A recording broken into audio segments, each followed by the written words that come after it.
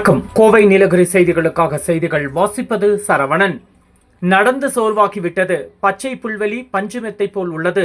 சிங்காரா மின் நிலைய குடியிருப்பு அருகே படுத்து தூங்கிய யானையின் பரவச காட்சிகள். மேற்கு தொடர்ச்சி மலையில் நீலகிரி உயிர்ச்சூழல் மண்டலத்தில் முக்கிய பகுதியாக சிங்காரா வனப்பகுதி அமைந்துள்ளது. முதுமலை புலிகள் காப்பகத்தின் வெளிப்புற பகுதியாகவும் இந்த பகுதி அமைந்துள்ளது.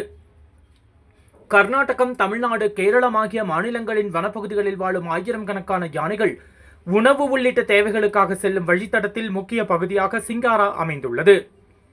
676 அரிய வகை தாவரங்கள், பூச்சிகள் முதல் யானைகள் வரையிலான 173 அரிய வகை உயிரினங்கள் தங்களது வாழ்வாதாரமாக சிங்காரா வனப்பகுதியை நம்பியுள்ளன.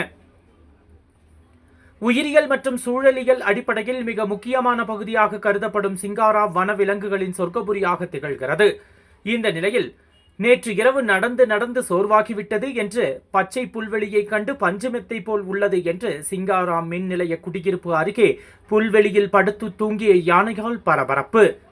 இன்று அதிகாலை மின்வாரிய ஊழியர் வீட்டுக்கதவை திறந்தபோது ஆழ்ந்த உறக்கத்தில் அமைதியாக படுத்திருந்த யானையை கண்டு அதிர்ச்சியடைந்தார். பிறகு மனிதர்கள் சத்தம் கேட்டதால் தூக்கத்தில் எழுந்த யானை மெதுவாக வனப்பகுதிக்குள் சென்றது.